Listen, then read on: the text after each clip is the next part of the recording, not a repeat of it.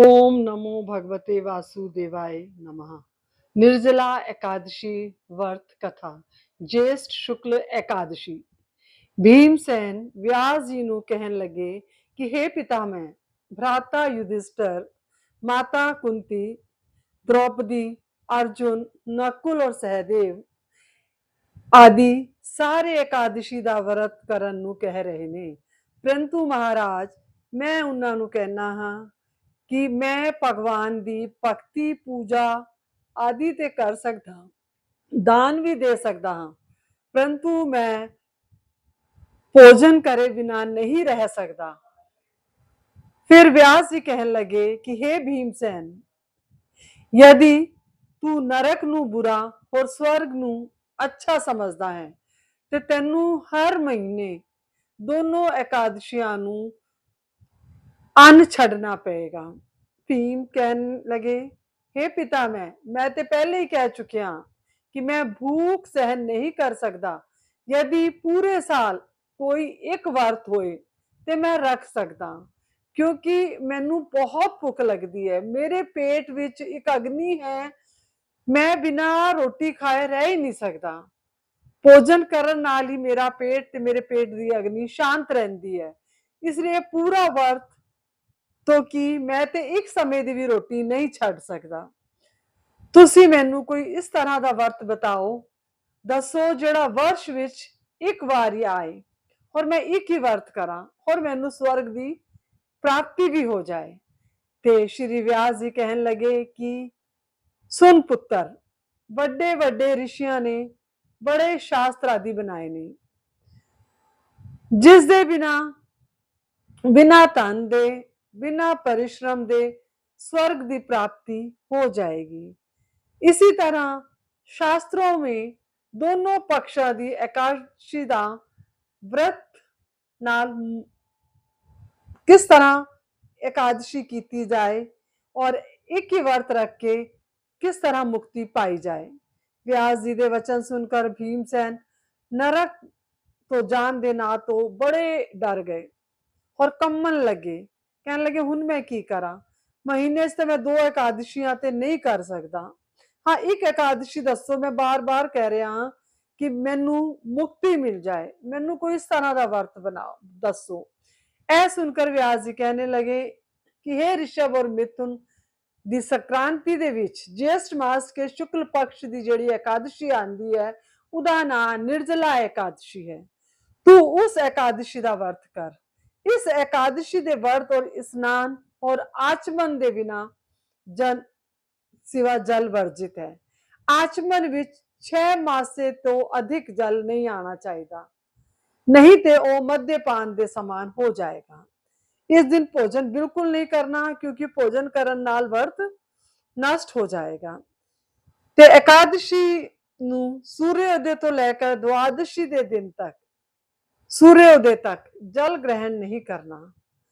तेनू सारी एकादशियां का फल मिल जाएगा। द्वादशी नू सूर्योदय ते उठ के पहले स्नान करके ब्राह्मणों नू दान आदि दे के उदे बाद भुखे ब्राह्मण नू भोजन करा के फिर आप भोजन करना है। इसका फल पूरे साल की एकादशियां दे बराबर हुंदा है। हुण व्यास जी कहन लगे कि हे भीमसेन, हुण मैनू स्वयं भगवान ने यह गल दसी है। इस एकादशी का पुण्य सारे तीर्थों के वरदानों के बराबर है। केवल एक मनुष्य निर्जल रह के पाप नाल मुक्ति पा सकता है। सिर्फ एक एकादशी रखोगे तो तुसी सारे पापां नाल मुक्त हो सकते हो। जो भी मनुष्य निर्जला एकादशी का व्रत करते ने, उन्होंने मरण के बाद यमदूत आके नहीं घेरते। भगवान दे जेड़े पार्षद ने वो पुष्पक विमान लैके स्वर्ग नू लैके जांदे ने। इसलिए संसार भी सारियां तो श्रेष्ठ निर्जला एकादशी का व्रत है। इसलिए पूरे यतन दे नाल इस व्रत नू करना चाहिए है। पूरे दिन ओम नमो भगवते वासुदेवाय मंत्र का जाप करना चाहिए है, गोदान करनी चाहिए है। इस तरह व्यास जी की आज्ञा अनुसार भीमसेन ने व्रत किया। इसलिए ਇਸ ਕਰਕੇ ਇਸ ਇਕਾदशी ਨੂੰ ਭੀਮ ਸੈਨ ਜਾਂ ਪਾਂਡਵ ਇਕਾदशी ਵੀ ਕਹਿੰਦੇ ਨੇ।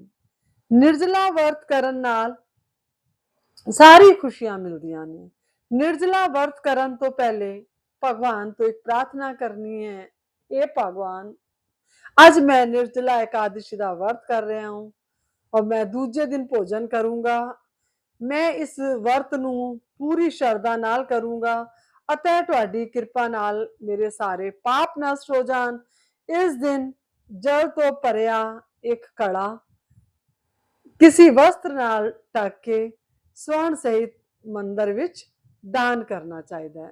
जो मनुष्य इस व्रत नूं करदे ने उन्हां नूं करोड़ फल सोने दे दान दा फल मिलता है और जो यगादि करते ने उन्हां दे फल दा ते वर्णन ही नहीं किया जा सकता।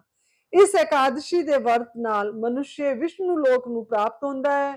जो मनुष्य इस दिन अन्न खांदे ने वे मनुष्य चंडाल दे समान ने। ਉਹ ਮਨੁੱਖ ਅੰਤ ਵਿੱਚ ਨਰਕ ਵਿੱਚ ਜਾਂਦੇ ਨੇ।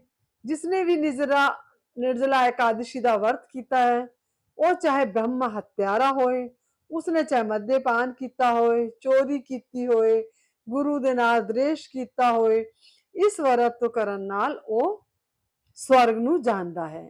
हे ਕੁੰਤੀ ਪੁੱਤਰ, ਜੋ ਪੁਰਸ਼ ਜਾਂ ਇਸਤਰੀ ਸ਼ਰਧਾ ਪੂਰਵਕ ਇਸ ਵਰਤ ਨੂੰ ਕਰਦੇ ਨੇ ਉਹਨਾਂ ਨੂੰ ਇਹ ਕਰਮ ਅਵਸ਼ਯ ਕਰਨੇ ਚਾਹੀਦੇ ਨੇ।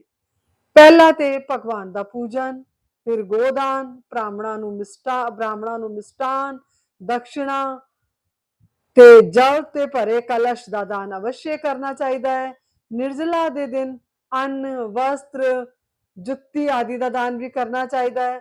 ਜੋ ਮਨੁष्य ਭਗਤੀ ਪੂਰਵਕ ਇਸ ਕਥਾ ਨੂੰ ਪੜ੍ਹਦੇ ਜਾਂ ਸੁਣਦੇ ਨੇ ਉਹਨਾਂ ਨੂੰ ਪੱਕਾ ਹੀ स्वर्ग ਦੀ ਪ੍ਰਾਪਤੀ ਹੁੰਦੀ ਹੈ। ਤੇ ਮੇਰੀ ਆਪ ਸਭ ਨੂੰ ਹੱਥ ਜੋੜ ਕਰ ਬੇਨਤੀ ਹੈ, ਸਾਡੇ ਜਿਤਨੇ ਵੀ ਪੰਜਾਬੀ ਭੈਣ ਭਰਾ ਨੇ ਸਾਰਿਆਂ ਨੂੰ ਇਹ ਵੀਡੀਓ ਸ਼ੇਅਰ ਕਰੋ ਤੇ ਇਸ ਵੀਡੀਓ ਦਾ ਬਹੁਤ ਸਾਰਾ ਫਲ ਤੁਹਾਨੂੰ, ਮੈਨੂੰ, ਹੋਰ ਜੋ ਇਸ ਕਥਾ ਨੂੰ ਸੁਣਨਗੇ ਸਾਰਿਆਂ ਨੂੰ ਮਿਲੇ। ਓਮ ਨਮੋ ਭਗਵਤੇ ਵਾਸੁਦੇਵਾਏ ਨਮः।